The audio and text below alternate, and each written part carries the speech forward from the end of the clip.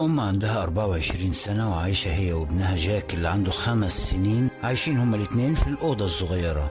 بيناموا على نفس السرير وعندهم حوض استحمام وتلفزيون ومطبخ، والأوضة ما فيهاش نور، ملهاش غير شباك صغير في السقف بيدخل منه نور الشمس. محبوسين في الأوضة دي، واللي حابسهم راجل اسمه نايك، وهو أبو جاك اللي خطف جوي من 7 سنين وحبسها في المكان ده. والباب بيكون مقفول ولازم رمز سري عشان يتفتح، ونايك الوحيد اللي يقدر يفتحه. وفهمت ابنها ان كل اللي بيشوفه في التلفزيون غير حقيقي، وان العالم ما فيش الا اوضه اللي هم عايشين فيها. وكل ما بيكبر جاك اسئلته كانت بتكتر ومش قادره تقول له انهم محبوسين. وفي عيد ميلاده الخامس بتعمل له كيكه زي اللي شافها في التلفزيون، وبتنيم جاك في دولاب صغير وبتقفل عليه عشان خايفه عليه من نايك، ومش عايزاهم قريبين من بعض ابدا. وبيصحى لما بيوصل نايك الاوضه بيكون جايب لهم طلبات الاسبوع، ولما بيمشي بتخرج جاك من الدولاب وتنيمه معاها في السرير. جاك طول عمره نفسه يبقى عنده كلب زي اللي في